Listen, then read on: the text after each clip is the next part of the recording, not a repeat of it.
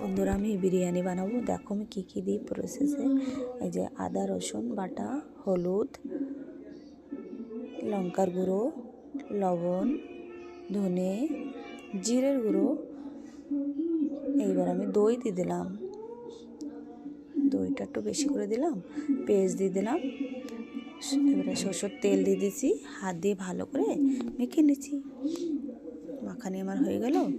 এইবার আমি এর ভেতরে দিয়ে দেবো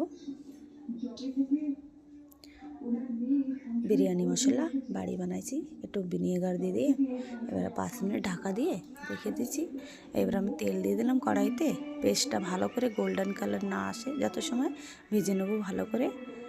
এইবার আমি জলে দিয়ে দিলাম শাহজিরা, জাবিত্রী, দারচিনি, বড় এলাচ, ছোটো এলাচ, ঘি, রিফাইন তেল, স্বাদ মতন লবণ, শাহজিরা সব কিছু দিয়ে আমি এই যে জলটারে ফুটো নিচ্ছি। তেজপাতাও দিয়ে দিলাম, আবার একটু জিরেও দিয়ে দিলাম। এবারে তেলে আমি মাংসটা, জিরে দিয়ে দিলাম, মাংসটা এবারে ভেজে নেব ভালো করে। মাংসটা ভেজে এবার দম দেবো বিরিয়ানির। দেখতে থাকো আমি কেমন করে বানাই। এইবার আমি ভাত দিয়ে দিছি, স্বাদ মতন একটু লবণ দিয়ে দিলাম। এবারে গোলাপ জল একটু দিয়ে দিলাম, সাথে একটু কেওড়া জল দিয়ে দিলাম। এইবার আমি একটু ঘিও দেবো। এবার পেঁয়াজের বেরেস্তা দিয়ে দিলাম, মাংসটাও দিয়ে ভালো করে লেগ পিস ছেলেটা খাবে। এইবার ভাত উপরে দিয়ে দিলাম, ভাতটা ভালো করে দিয়ে এরপরে দিয়ে কেসারের জল আমি দিয়ে দেবো, দুধ দিয়ে ভিজিয়ে রাখিয়েছিলাম।